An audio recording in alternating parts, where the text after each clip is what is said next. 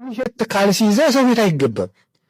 እሙት ከልቦን 4 ካልሲ ይኖራችሁ አለ። እሱ የገንዘብ ጉዳይ ነው። ያለን አጥበልበስክ ኑር እኮ ነው።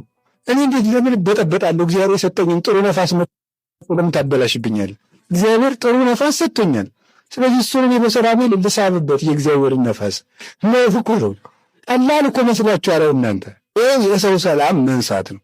ጥግ ብሎ አሁን አንድ ሰው ትዳር እያቀደ አልሳካለት ያለ እንደ አግባ እንጂ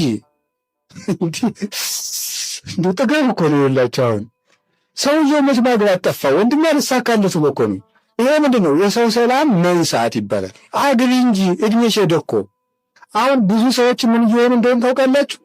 የሰው አስተያየት ፈርተው ዝም ብሎ አውሬውን ሁሉ እያገቡ ነው። ታቻሉ ቆማ ቀረ ሲባል መባል አንዱ ላይ ነው በቃ የሰው ሊበላይ ነው ብላ አንድ ዝንጀሮ እንደ ዝንጀሮ የከፋ ሰው እየታገባለች 24 ሰዓት ወይ በልቶ የማይጠግብ ወይ መዝናዛ ወይ ዝም ብሎ ትምር ብሎ ጉች የሚል ወይ ነገር አመሉ ቁጣ አምባሩ የማይታወቅ ያመጣ ነው። ምንድን ነው? እኛ ሰላም ስለነሳናቸው እኮ ነው።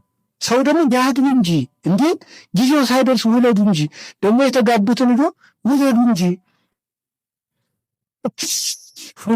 እንደዚህ እንጨት ነው እንዲህ ደግሞ ቆርጡ እንደ እውነቱን እኮ ነው። የሰው ሰላም መንሳት እኮ ነው። ይሄ ፍቃ ነው። ገበያ ይገዛል። እግዚአብሔር እኮ ነው የሚሰጥ። ምን ያርጉ ሰዎቹ ነው የምትሏቸው?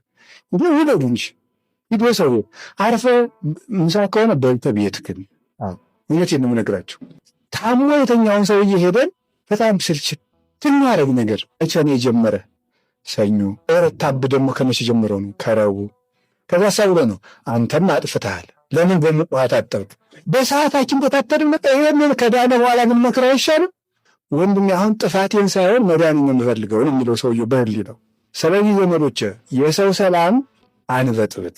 መብቴ ነው የሚባለው ብሎ አይሰራም። ልብሳችሁን እጠቡ፣ እግዚአብሔር ቆሽሹ እንደዚህ ብሎ አላለም።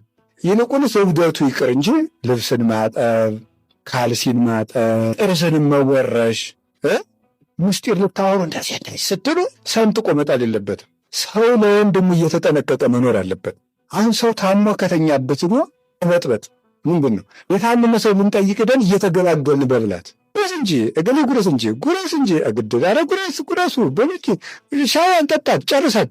ሰውዬውን ከቀመሰ 5 ቀኑ የተኛው ሰውዬ እኔ እዚህ ታግቼ ተቀምጬ እናንተ ተገላገሉ በቲናም አስቸጋሪ እኮ ነው የላችሁ ማለት ነው። ስለዚህ ለዚያ ሰው ሰላም መጨነቅ አለብን ማለት ነው። ማሰብ አለብን። ክርስትና እያሰቡ መኖር ነው። ለሰዎች ሰላም መስጠት ማለት ነው።